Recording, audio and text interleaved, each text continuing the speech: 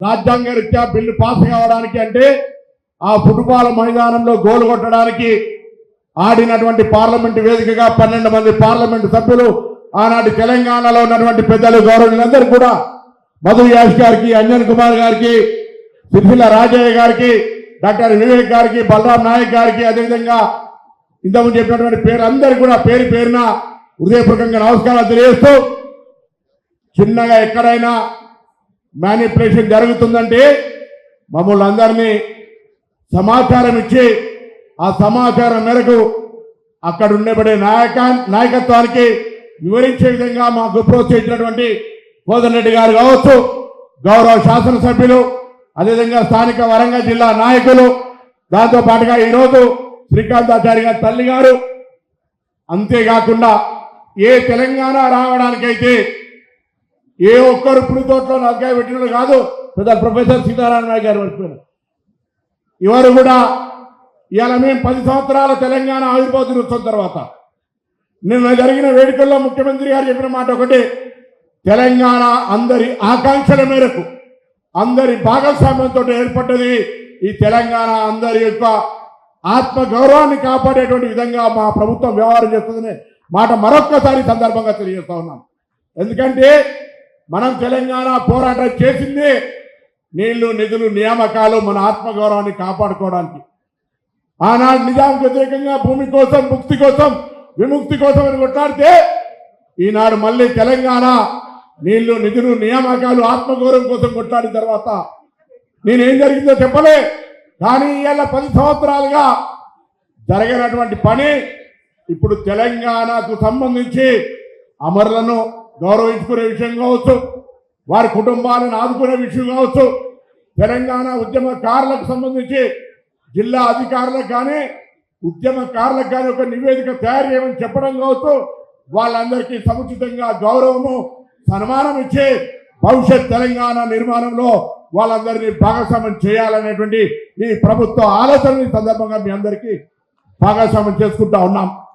ఇవాళ తెలంగాణ 11వ ఆవిర్భావ సభ లోపల మేము ఎన్నికలకు ముందు ఇచ్చిన విధంగా, హామీ ఇచ్చిన విధంగా తెలంగాణ అమరవీరుల కుటుంబాల్లో ఎవరెవరికైతే ఉద్యోగాలలో వాళ్ళందరికీ ఉద్యోగాలు ఇచ్చే కార్యక్రమం, 25,000 పెన్షన్ ఇచ్చే కార్యక్రమంతో పాటుగా తెలంగాణ ఉద్యమం లోపల కొన్ని నియమ నిబంధనలకు జైలుకి వెళ్ళిన ఇతరత్ర కొన్ని కమిటీ పెద్ద మనుషులు వేసే విధంగా ఎలిజిబిలిటీ నిర్ణయం చేస్తారో దాని ప్రకారంగా, ఎందుకంటే 3 కోట్ల మంది తెలంగాణ ఉద్యమంలో పాల్గొన్నారు. కానీ ఎవరైతే ఉద్యమ పాత్రలో క్రియాశీలక వ్యవహరించి నష్టపోయి ఈరోజు తెలంగాణ వచ్చిన తర్వాత కూడా గౌరవంగా ఆత్మగౌరవం దొరకలేదో వాళ్ళని ఆదుకోవాలని వాళ్ళందరికీ వాళ్ళు ఉండేటువంటి ప్రాంతాల్లో 250 గజాల స్థలం ఇవ్వడమే కాదు, ఇంకా అనేక రకాలుగా ఆత్మ గౌరవాన్ని మర్యాదనిచ్చే విధంగా ఈ ప్రభుత్వ కార్యక్రమం ఉంటుందని వాటి సందర్భంగా మనం చేస్తా ఉన్నాం. ఇంతకుముందు పెద్దలు చెప్పినారు, ఆనాడు కాకతీయులకు సంబంధించినటువంటి ఉత్సవాలు చిరంజీవి గారు మంత్రిగా ఉన్నప్పుడు జరిగినాయి. తప్పకుండా ప్రభుత్వం పక్షాన శాసనసభ పక్ష నాయకుడు గౌరవ ముఖ్యమంత్రి గారు రేవంత్ రెడ్డి గారి పక్షాన, సాంస్కృతిక శాఖ మంత్రి జూపల్లి కృష్ణారావు గారి పక్షాన, ఈ జిల్లా మంత్రులు సీతక్క గారు, కొండా సురేఖ గారు, ఇన్ఛార్జ్ మంత్రి పొంగులేటి శ్రీనివాసరెడ్డి గారి పక్షాన, గౌరవ శాసనసభ్యుల పక్షాన తప్పకుండా ఈ సంవత్సరం ఘనంగా కాకతీయుల ఉత్సవాలు జరుపుకుందామనేటువంటి మాట సందర్భంగా మనం చేస్తాము. అదేవిధంగా మనం భవిష్యత్తు చాలా పార్లమెంట్ సభ్యులైనప్పుడు దేశంలో అనేక రాష్ట్రాలు తిరిగే సందర్భంలో అక్కడ ఉన్నటువంటి రాష్ట్రాలు వాళ్ళ ప్రసంగాల తర్వాత, ఉదాహరణకు మహారాష్ట్ర తీసుకుంటే అది ఎటువంటి సమావేశమైన, అంతర్జాతీయ సమావేశమైన, దేశంలో అన్ని రాష్ట్రాలకు సంబంధించిన సమావేశమైన మహారాష్ట్రకు సంబంధించిన వక్తలు మాట్లాడుతూ ముగించే ముందు జై మహారాష్ట్ర అంటారు. అనధికారికంగా ప్రకటిస్తున్నా లేదా గవర్నమెంట్ రేపు పొద్దున క్యాబినెట్లో చర్చ చేసిన అధికారులు కావచ్చు, ప్రజలు కావచ్చు, రాజకీయ పార్టీలు కావచ్చు, భవిష్యత్తులో మనం ఎవరో మాట్లాడిన ప్రసంగాన్ని ముగించే ముందు జై తెలంగాణ అనే ఒక నినాదాన్ని చట్టరీత్యా చేసి మనం కూడా అందరం ఆనాడు ఈ భావోద్వాల వ్యాప్తి, తెలంగాణ స్ఫూర్తి అందరికంటే ముందు 29 రాష్ట్రాల్లో మనం ముందుండాలనేటువంటి కసి పనిచేసినట్టయితే ప్రతి ఒక్కరు కూడా గట్టిగా తెలంగాణ వచ్చిందని ఆరాంసే నిరంజీగా ఉంటే కూడా తప్పవుతుంది. మనం కాంపిటీషన్ స్పిరిట్ ఉన్నాం. ఇలా ప్రపంచమే ఒక భూగోళంగా మారిపోయి చిన్న ఇల్లుగా మారిపోయింది. మనకు మన అమెరికా పోతే మన తెలంగాణకు సంబంధించిన అనేక మంది మేధావులు ఉన్నారు, చాలా మంది ఉన్నారు. అందరికీ సంబంధించి వీలైనంత వరకు ప్రోత్సహించే విధంగా ఇక్కడ ఉన్నటువంటి మేధావులుగా ఉన్నటువంటి ఈ యొక్క గడ్డ కాకతీయ యూనివర్సిటీ యొక్క వేదిక కావాలి. రేపు పొద్దున అభివృద్ధికి ఇంకా అనేకమైనటువంటి అంశాలు తప్పకుండా ఈ ప్రాంతంలో ఇటు కరీంనగర్ కావచ్చు, వరంగల్ కావచ్చు, నిజామాబాద్, ఈ యొక్క తెలంగాణ జిల్లాలో పాత 10 జిల్లాల్లో ఒక ప్రతిపాదికన అభివృద్ధి తీసుకుపోయే విధంగా కార్యక్రమం ఉంటుందనే మాట మనం చేస్తాను. ఇది మోనో పరిపాలన మేము చెప్తే మీరు వినడమే కాదు, మేము ప్రజాపాలన. మీరు చూస్తూ ఉన్నారు, గతంలో మంత్రులను శాసనసభ్యులను కలవాలంటే ఇబ్బందికరమైన పరిస్థితి ఉండి ఇలా మీరు నేరుగా ఎవరినైనా ఎక్కడైనా ఎప్పుడైనా ఏదైనా సందర్భంలో ప్రజల సమస్య కావచ్చు, ఏదైనా అంశం కావచ్చు, నేరుగా చెప్పుకునే విధంగా ఈ ప్రజాపాలన కొనసాగుతుంది. ప్రజల అభిష్టానికి వ్యతిరేకంగా ఏ నిర్ణయం జరగదు. ప్రజల అభిష్టానికి గౌరవం ఇచ్చే బాధ్యత ఈ తెలంగాణ ప్రభుత్వం అనే మాట సందర్భంగా మనం చేస్తా ఉన్నాం. కానీ మీరు కూడా కొన్ని గమనించాలి. మిత్రులలో రాజకీయం మాట్లాడుతున్నారు, కానీ ప్రభుత్వం ఏర్పడి 5 నెలలు అయింది. 5 నెలలనే పిల్లి శాపనార్థాలు చూస్తారు, కూలిపోతుంది ప్రభుత్వం. నడవనీయం, మోకాలు లోతోడు లేడు. నేను కూడా 5 ఫీట్ ఉన్నా, రాజేందర్ రెడ్డి కూడా 5 ఫీట్ ఎందుకు రాజేందర్ రెడ్డి దాని మాత్రాన మోకాలు ప్రభుత్వం సంబంధం లేదు. చాలా మంది పొట్టేలు చాలా ప్రపంచాలు లేనటువంటి పరిస్థితి. ఇవాళ మోకాలతోటి ఉంటేనో 6 ఫీట్ ఉంటేనో దానికి సంబంధించి కాదు, దమ్ముతోటి బరాబర్ తెలంగాణ కోసం ఆనాడు కొట్లాడి ఎవరు ముందరికి వచ్చినా ఇవాళ కూడా తెలంగాణ ఈ వేదిక ద్వారా తెలియజేస్తారా కాకతీయ గడ్డ తెలంగాణ ఆత్మ గౌరవానికి సంబంధించి మేమందరం ఇలా కొంతమంది మాజీలుగా ఉండొచ్చు, కొందరు అధికారంలో ఉండొచ్చు. తెలంగాణ ఉద్యమకారులకు మాత్రం ఎక్కడ కూడా అగౌరవం జరగనివ్వనటువంటి మాట సందర్భంగా మనం చేస్తా ఉన్నాం.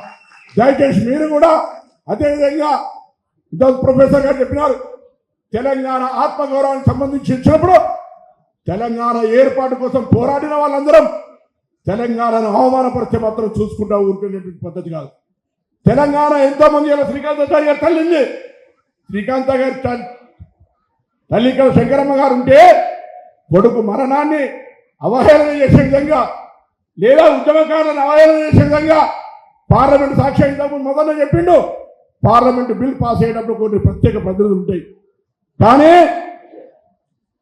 నాకేం రాజకీయంగా ఎవరిని విమర్శించాలని లేదు. తెలంగాణను విమర్శిస్తే వాళ్ళ ఎంత పెద్దోళ్ళైనా కూడా విమర్శించకుండా ఉండలేరు. కాబట్టి ఇలా భారత ప్రధానమంత్రి తెలంగాణ ఏర్పాటును అవమానపరుస్తూ ఉన్నాడు. ఎవరైనా నాయకులు పోయారని చెప్పండి.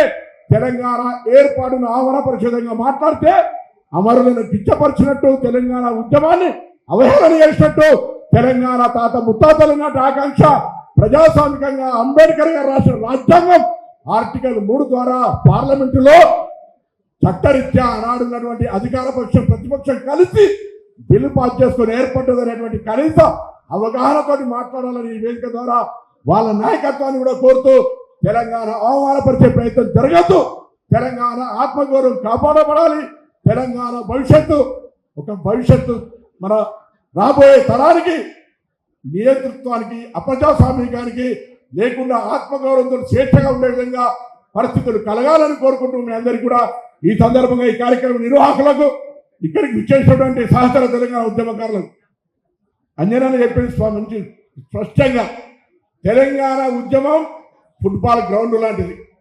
అందరూ ఆడితేనే తెలంగాణ రాష్ట్రం ఆ ఆట గోల్ అయితే అందులో గోలు కొట్టేవాడు ముఖ్యం.